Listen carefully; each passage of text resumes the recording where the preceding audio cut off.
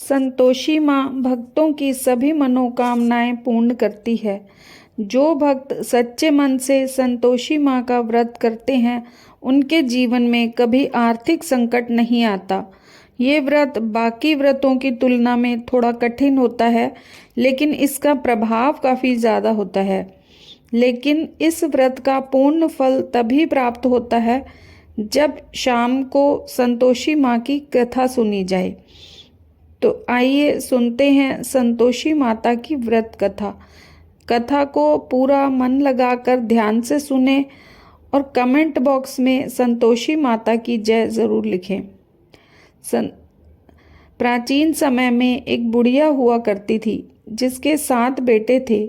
इन 7 बेटों में से 6 तो कमाते थे, लेकिन एक बेटा घर पर ही रहता था। बुढ़िया अपने कमाने वाले 6 बेटों को खूब स्वादिष्ट भोजन खिलाती, लेकिन 7वें बेटे को केवल बचा खुचा ही परोसती। हालांकि 7वां बेटा मन का साफ था, ऐसे में वह इस बात का कभी बुरा नहीं मानता था। एक दिन त्योहार का दिन था। बुढ़िया ने तरह तरह के व्यंजन बनाए और अपने कमाने वाले बेटों की राह तकने लगी। तब उसके 7वें बेटे ने सिर दुखने का बहाना किया और एक पतला सा कपड़ा लेकर पलंग पर लेट गया और सोने का नाटक करने लगा। ये वही बेटा था जो कमाता नहीं था।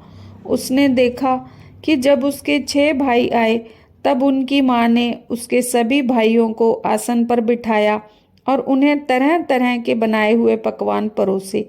जब उन सभी ने भोजन कर लिया, तो सबकी थाली से जूठन इकट्ठा करके बुढ़िया ने एक लड्डू बनाया और 7वें बेटे से बोली, आजा अब तू भी भोजन खा ले। जिस पर उसने जवाब दिया कि माँ, मुझे भूख नहीं है, मैं भोजन नहीं करूँगा और परदेश जा रहा हूँ। ये कहते हुए वह घर से निकल गया। लड़का चलते चलते दूर एक व्यापारी की दुकान पर पहुंचा और वहां जाकर नौकरी मांगने लगा। व्यापारी ने उसे नौकरी पर रख लिया। लड़का सुबह 7 बजे से 12 बजे तक नौकरी करने लगा। देखते ही देखते सेठ ने उसके काम से प्रभावित होकर उसे अपने आधे मुनाफे का हिस्सेदार बना दिया और कुछ ही सालों में वो नामी गिरामी सेठ बन गया। दूसरी तरफ उसकी पत्नी को लगातार उसकी जिठानियां परेशान करती थी। वे रोज उसे जंगल में लकड़ियां लेने भेजती और बचा खुचा उसे परोसती।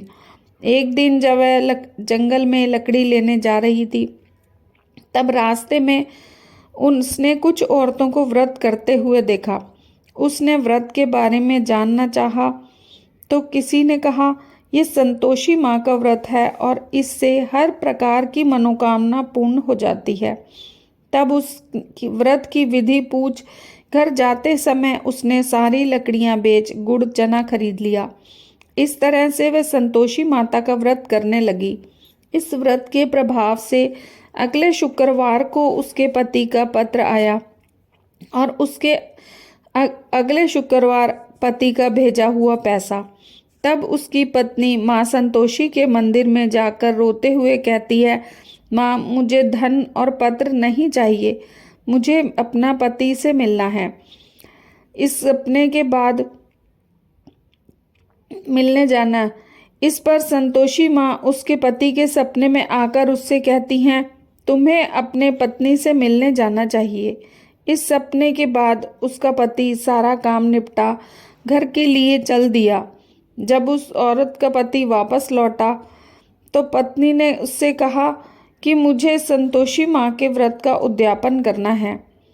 उसने व्रत के उद्यापन की तैयारी की, लेकिन आस पड़ोस की महिलाओं को उससे ईर्ष्या होने लगी कि इसके साथ कैसे सब अच्छा हो रहा है। धन दौलत की अब कोई कमी नहीं थी। ऐसे में उन्होंने छल से अपने बच्चों को ये सिखाया कि खाना खाते समय इसे खटाई मांगना। बच्चों ने ठीक वैसा ही किया, लेकिन उसने खटाई न देकर बच्चों को पैसे दे दिए और बच्चों ने पैसों से दुकान से खटाई लाकर खाई।